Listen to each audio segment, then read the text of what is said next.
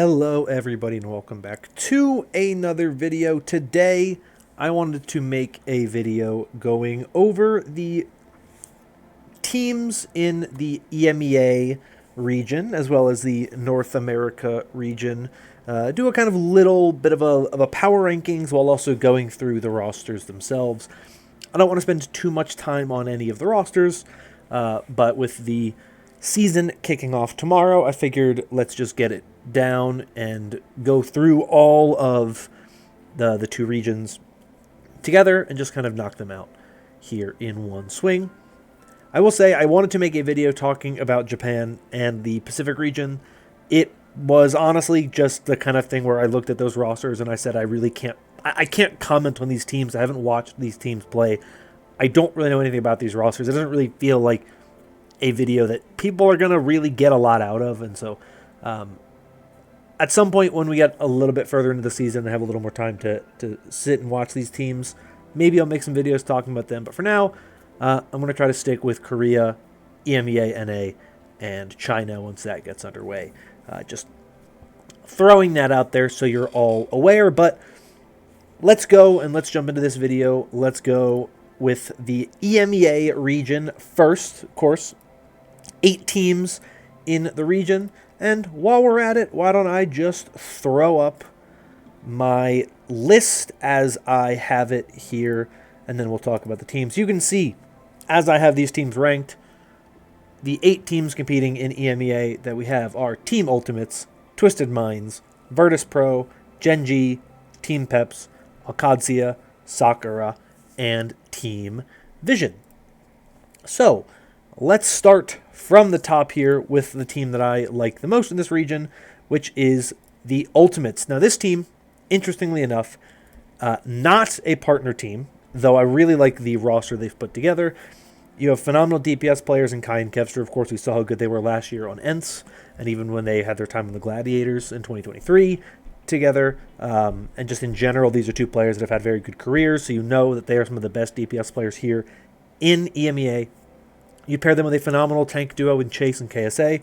Chase, of course, played with them, with Kai and Kevster on ENCE, as did the support player Sky, who we'll get to, of course, when we talk about them. KSA played on Twisted Minds some last year, as well as ended the year on Space Station Gaming. Very good tank player to pair and play those off-tank heroes, while Chase is going to be your really strong Winston and main tank kind of player. 2 of the best in the region really come well together to make that kind of tank core very, very good. And then you have a superstar support line with Twilight coming out of retirement, joining this team. One of the best Ana players and best flex supports we've ever seen in history of Overwatch. He joins Faith, very solid main support player, been around for a while, and Skyrippa/Sky as the backup flex support on this team. Really solid roster, top to bottom. They have a lot of flexibility. They can play a lot of different comps, which is something that I don't actually think there's a lot of here in this region. And I think this team, to me, despite being a non-partnered team, clearly has the money to field a very, very strong roster. They dominated the open qualifiers and dominated the qualifiers just to get in here. And so for me, I think there's just not really a lot of reason to look at this team and not have them at the very least among the top teams in EMEA, but I think they look like the best team as things stand right now. Next, we have Twisted Minds. Of course, part of that Twisted Minds core carrying over from last year. You have the DPS line of Quartz, UB, and Psycho.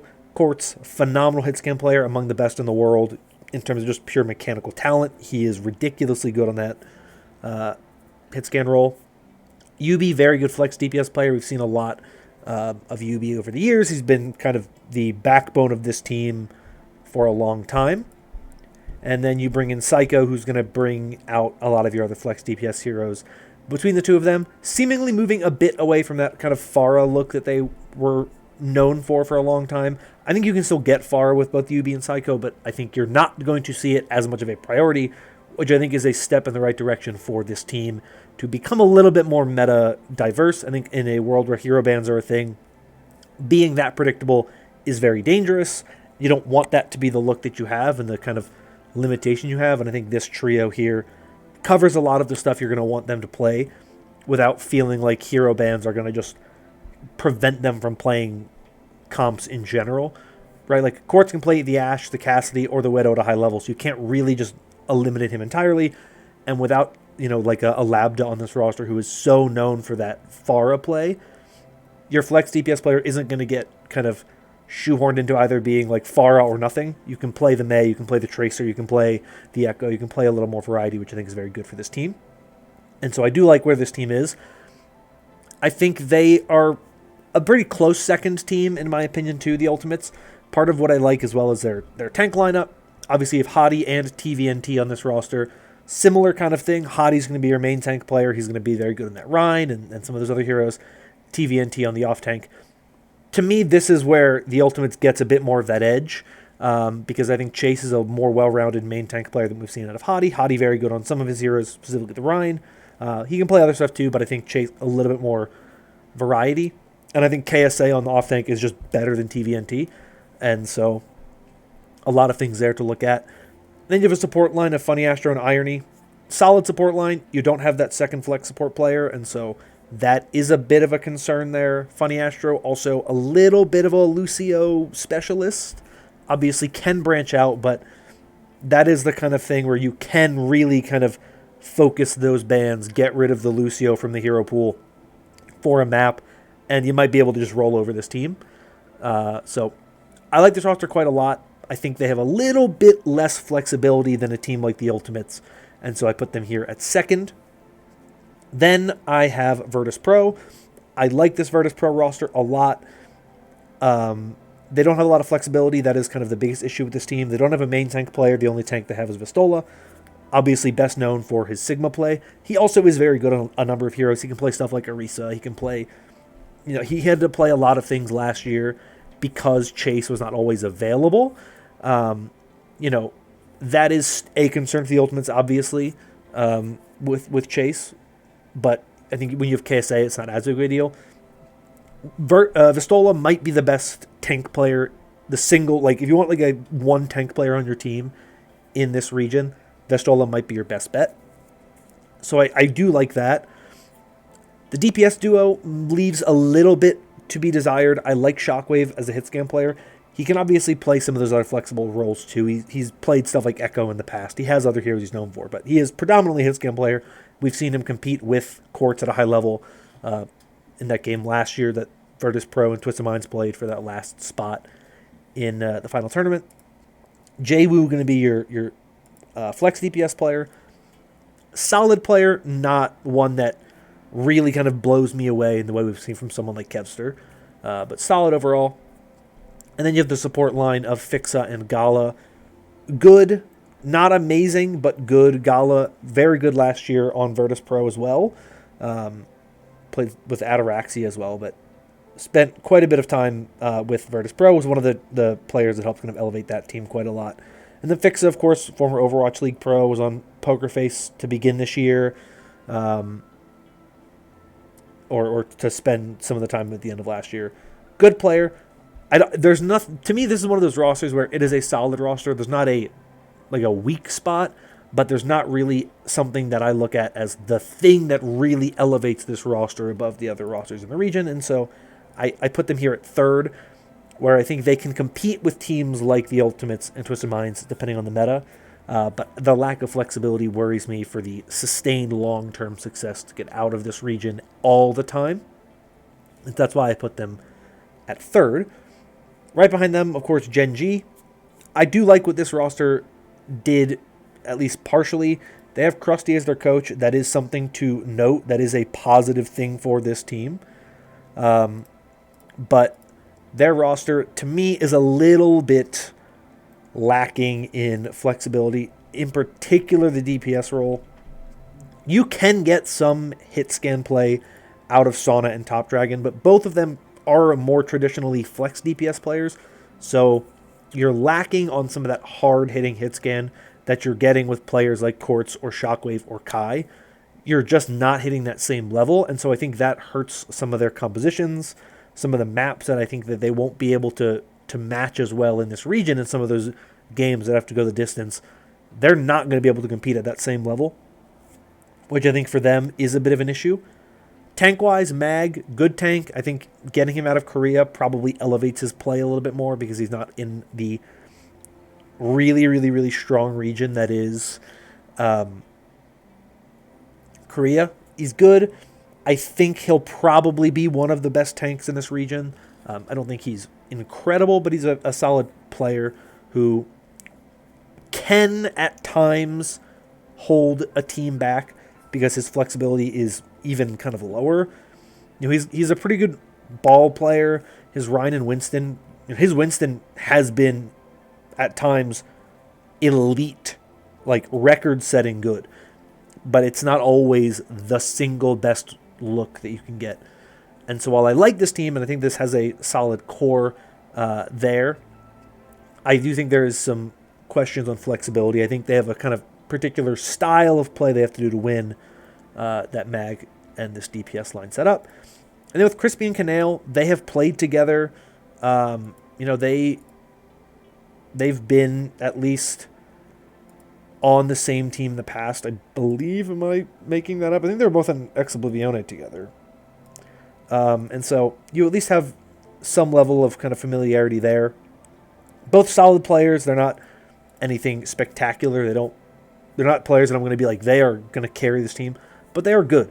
And I think that they help carry this team quite well, potentially to being in that conversation for the top teams here in EMEA. At 5, I have Team Peps. To me, this roster is a roster that is a little too heavily reliant on their DPS line, specifically Exodial, who we saw last year dominate at times on that hit scan role.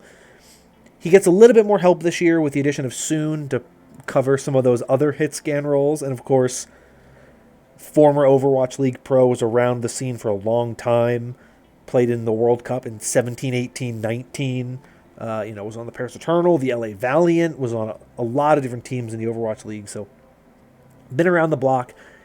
I think this is the kind of roster you want to put a player like Soon on because he doesn't have to be the stud hit scan player that Exodial has been the past year. He needs to be there to help cover when, they need a second guy to come in and play that hit scan role alongside, whether that be on something like Tracer or whatever. That can be kind of Soon's position to fill, and that's what he was known for in the past, is heroes like Tracer.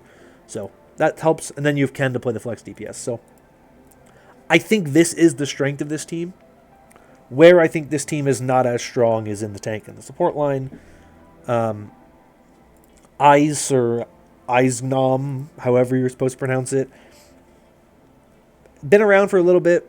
Mostly kind of a flexible tank player, obviously, kind of the new age tank where he can play stuff like Diva, like Winston, like Doomfist. He's not necessarily like tied to some of the same things that we think of when we think of like traditional main tank, off tank players, but not necessarily the player that I look at as kind of being a huge carrying piece of this team. Then you have the French backline here with FD God and Zarian. Two very good players. FD God, of course, very well known for his Lucio. When you take him off the Lucio, he's not as good. He's okay, but he definitely struggles when he's off that. So once again, this is one of those teams where they have a way to win. I think they will be in games quite often because of how good I think this DPS trio is. But outside of that, I do see some limitations in some places where I think they'll probably struggle, and so I don't love that for this team, which is why I have them at 5. At 6, I have Alcadzia. I like this team's core pieces. Labda, like I said, is on this roster, so he's going to be that kind of strong Pharah player that he's always been. Then you have Checkmate and QLM on this roster as well. Checkmate is going to be probably the primary flex DPS player on this team, with QLM being the primary hit scan player. Labda, of course, mostly known for that Pharah, that being kind of the primary thing that he has played, at least specifically when he was on Twisted Minds. I see a world where he does not get a lot of playtime on this team as a result of that. Hero bans are in place. if there's a map where Pharah can be good and you have to go up against this team, you're going to ban Pharah every time. You're not going to let Lambda come in and dominate you. If you have multiple maps where Pharah can be good, then you'll see some switching in and out. But I think Checkmate probably takes on the primate role here. Tread and Zyad as their tanks. Tread has been around quite a bit. We've seen him on several teams. Once again, kind of similar, like just a dive tank player. Plays a lot of dive tanks. Zyad's going to be more of the Sigma kind of traditional off-tank player. So I think it's a okay tank duo. It's not anything that I would say is super notable. And then you have the support line of Haku and Landon. This Haku, formerly Nutella, I believe, going to be your primary main support. And then you have Landon, who is, well known for being a very good flex support player, who obviously did very well on Space Station and London Spitfire in the past. So I think this is a pretty good support duo. It's nothing, I think, incredible. My issue with this team is that I feel like they might be a team that is a bit of a victim to the hero pools, just with some of their players that they have, specifically like how much is Labda going to play on this team. He's such a good player. When he can play that Pharah, will he be able to play it a lot? I don't really think so. But they at least have some flexibility in the DPS line to be able to make those changes. They have 2 tanks where they can fill in some of those holes. So I like this team. I just don't think they have the same height and firepower to compete with a team like, Peps, the Ultimates, who I just think have a little bit more firepower and the flexibility to go along with it as well. Next, we have Sakura. I have them at 7 here. DPS duo of China and Zaro. China, a player who impressed me quite a bit last year, made a name for himself playing on teams like Vendetta and New Age, where they were a pretty good team. I think he was on D Impero for some of the year as well. So kind of went to a number of different teams throughout the year, but was a pretty consistent performer on that predominantly flex DPS role. Pair that with Zaro, going to be more of your traditional hit scan player. Solid duo. Very, very good to kind of grab on this team to add to it. Hitori, very, very good main tank player. She has been a pretty solid tank player for a while. She was very good last year. Found success quite a bit on like Super Shy, and I think she was on Quick for a little bit. So very good player. Very excited to see them build a team around her because she has been consistent here. And then you have the support line of Prota and Strebber. I'm not super familiar with Prota. Has spent some time on like Fluffy Aimers and Dreamland. I don't know how much they played, if I'm being honest with you. But Strebber, another player, has been around for quite a bit. Was on Quick and New Age, Aoma, and Sheer Cold last year. Kind of moved around from team to team for the stages. So a solid set of players. No one that blows me away on this team. But pretty good overall. I like a lot of who they have. And then the final team here is Team Vision. They were the final team to qualify for this tournament through the open qualifiers with a win over D Impero, who were a pretty good roster. But they had to kind of fight their way here, and they did make it. Some names that you might recognize: Simple, Taejong, 2 Korean players who've been around for a little bit. Taejong spent some time on Shikigami and Old Ocean last year, and Pirates in Pajamas, so not great rosters, but been kind of there. But the majority of this team is Saudi players. AOI, someone I recognize, was on Rocky Sports for a little while. One was on a couple teams like Victory and O1 that I've heard of before. IMOH, also on that kind of Victory roster. Slow Dive as well. So players who have been around, they've done quite well in stuff like Saudi E-Leagues in the past. Not winning a lot of things, but making decent runs. IMOH has won a couple of times as a member of O1 Esports.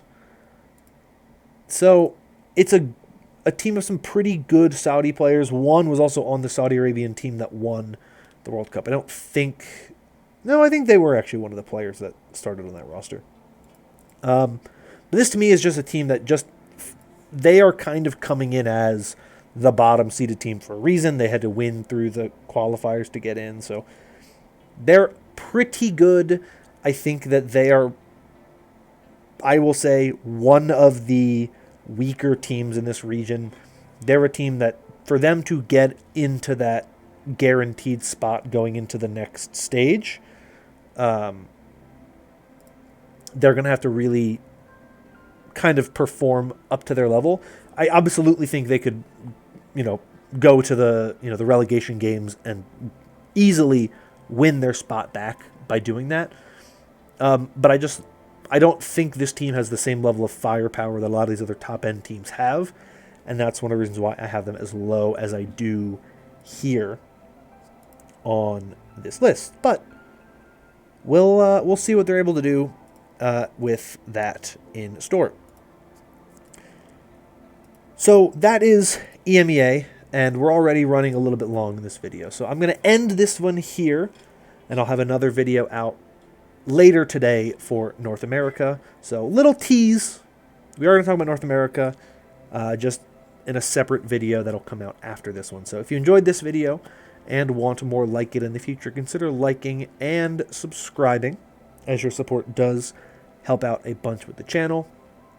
We're getting into the swing of things for 2025. Content's been a little all over the place. Trying to get back into the swing of things here.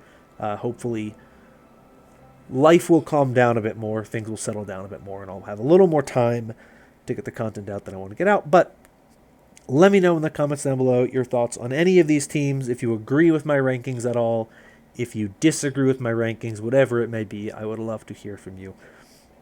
But that is going to be all from me for today. Thank you all once again. Hope you're all staying safe, staying healthy. Check back in later for the NA video.